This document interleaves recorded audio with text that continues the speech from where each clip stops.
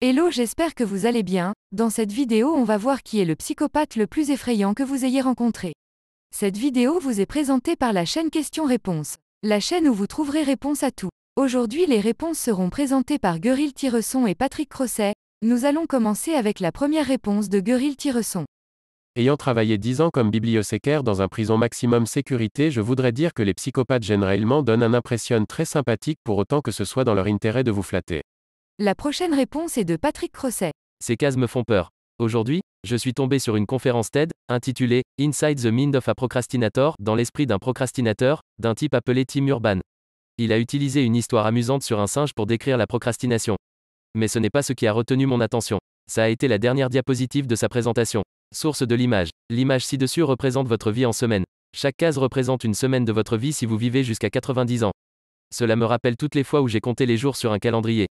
Je les ai tous barrés d'un grand X rouge. Un pas de plus vers le grand jour. Cela me fait peur. Mais ce qui m'effraie encore plus, c'est de voir combien de ces cases nous gaspillons. Le temps que nous passons à rêver de faire quelque chose de significatif dans notre vie, mais sans jamais agir. Le rêve de voyager, mais sans jamais réserver de billets. Le rêve de créer une entreprise, mais sans jamais trouver le courage de se lancer. Le rêve d'avoir un beau corps, mais sans jamais être motivé pour faire de l'exercice. Le rêve de réussir à l'université, mais sans avoir la volonté d'étudier. Le rêve d'être riche, mais sans avoir la discipline nécessaire pour le construire. Le rêve de se marier, mais sans jamais avoir le courage de s'engager. Le rêve d'avoir une famille aimante, mais sans jamais trouver le temps hors du travail. Le rêve d'aider d'autres personnes, mais sans jamais renoncer à son propre intérêt. Le rêve de devenir un leader, mais sans jamais avoir la confiance en soi nécessaire pour essayer. Tout peut toujours être remis au lendemain, jusqu'à ce que ce ne soit plus possible.